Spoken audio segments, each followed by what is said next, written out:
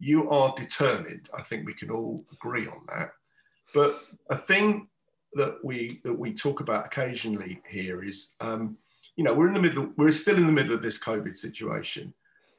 Recruitment, hiring is tough. It's hard for the people trying to get hired, as well as those trying to hire. And I work with some younger people, and kind of mentor them, I suppose. I'm not sure who's mentoring who actually, but it's a different story. But what's interesting is one of the things that I've assumed as a given is that you kind of got to keep going to get as many interviews as possible, to get, unfortunately, rejected plenty of times in order to get the opportunity. And it's hard for them to even get interviews. I mean, let's face it. But we talk about resilience, and I don't know if that's something that you look for or you help others with.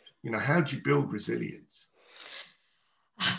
I mean, honestly, I'd love to say I was full of confidence at that age. I think I was. I think I lost some of it at some point, and then I got it back later on in life. But I always say, look, I've had one interview in my life. If you exclude the 100 that I did on an IPO fundraising and things like that, I've had one interview. Look, you need to be absolutely tenacious, right? Aim high, don't give in, keep at it, especially if you're young and you're trying to get on that first step. A lot of people that I know started out in retail. I feel sorry for people, we're not going to have the retail high streets that many of us had where we all came through. I think it was one of the best experiences that I had. It taught me to understand a consumer, which has led into my whole business of what I do. But I do think be tenacious. I know, look, we're a UK company and we have, I think, around 250 people that work for us in the UK. I see the applicants, Andy, every time we have a role for a junior role, whether it's in QA, whether it's community, we're absolutely inundated. And I think these people have just got to be determined. Don't give up.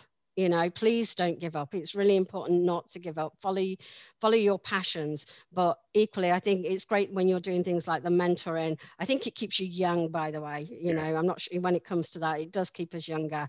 Try and find mentors. It is hard. I get asked all the time to be a mentor. The problem is I'm running a business. Yeah. I'm a mum too, and it's so difficult to balance that out. Get connections, network with people, network with, if you want to go into games test, look at people who are already in games test within companies, start following them, get connected in those ways. Same with community management.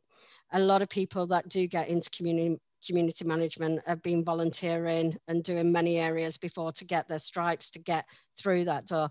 But I also think one of the things that's one of my passions a bit, and you've heard me talk about it a little bit, is I look at the amount of people on game design courses in the UK, right? And they're trying to get a game design job in the UK. Add up the amount of graduate roles that are available in the UK in any one given year. And I'm sure this is, amplified around the world as well. There aren't that many, and I do think, there is a purpose for actually introducing something equivalent to a sandwich course where, they learn the basic production skills so that they can look to move into production. They can learn, basic QA skills that allow them to get into the industry. If they can't get through the industry in their chosen career, get into it another way and work your way up. I started at the rock bottom in the industry and worked my way through. And, one of the things that I'm quite proud of at Team 17 is, my creative director started life in QA.